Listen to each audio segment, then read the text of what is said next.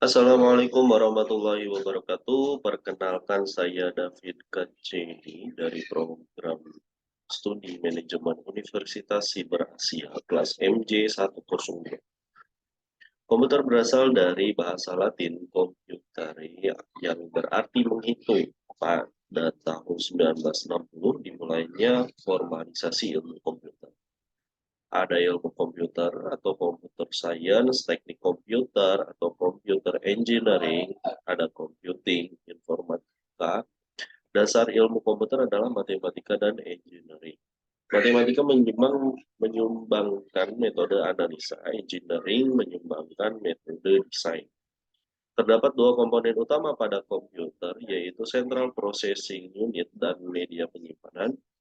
CPU merupakan pusat pemrosesan pada suatu sistem mikrokomputer, adapun komputer pada CPU terdiri dari mikroprosesor, memori utama, RAM dan ROM, input-output, kemudian controller dan konektor, chipset, slot ekspansi, dan adapter.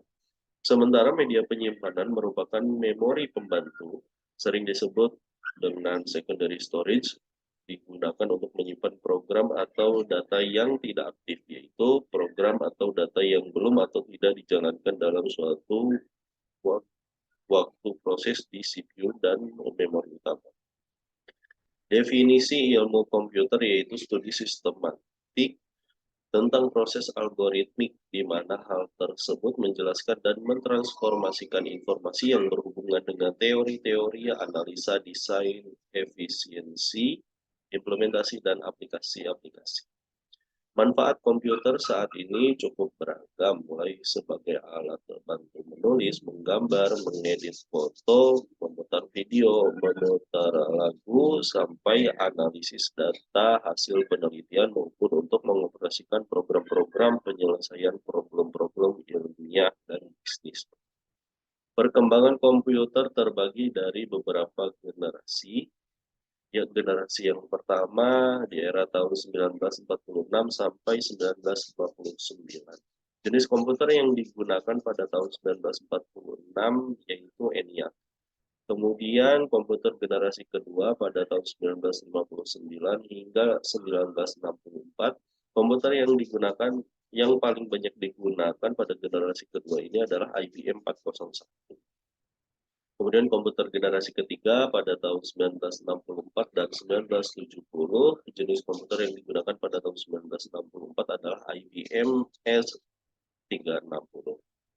Kemudian di generasi keempat pada tahun 1970 hingga 1990, IBM 370 komputer generasi keempat yang pertama yaitu Cray 1. Dan di generasi kelima sejak era 90-an, komputer pada generasi ini dikenal juga dengan sebutan generasi Pentium. Kesimpulannya yaitu seiring berkembangnya zaman, tentunya teknologi pun turut berkembang. Dari pembahasan ini kita bisa mengetahui awal perkembangan komputer, selain itu komponen pendukung dan dalam sebuah komputer juga penting untuk kelancaran atau kemudahan dalam penggunaannya. Mulai dari perangkat inputan, perangkat output, media penyimpanan, hingga komponen utama pada komputer. Dengan itu kita dapat dengan mudah melakukan proses pengolahan data. Hal itu dapat berguna untuk mempermudah pekerjaan kita. Terlebih dengan adanya internet, kita dapat dengan mudah memperoleh informasi dari berbagai belahan dunia. Tentunya kita harus memperhatikan pula etika dalam penggunaan teknologi informasi tersebut. Jangan sampai dengan perkembangan teknologi ini kita dirugikan yang seharusnya kita mendapatkan keuntungan dengan kemudahan yang didapatkan dari perkembangan teknologi. Demikian pembahasan saya pada video kali ini. Saya ucapkan terima kasih kepada Pak Abdurrahman atas ilmu yang sudah diberikan. Wassalamualaikum warahmatullahi wabarakatuh.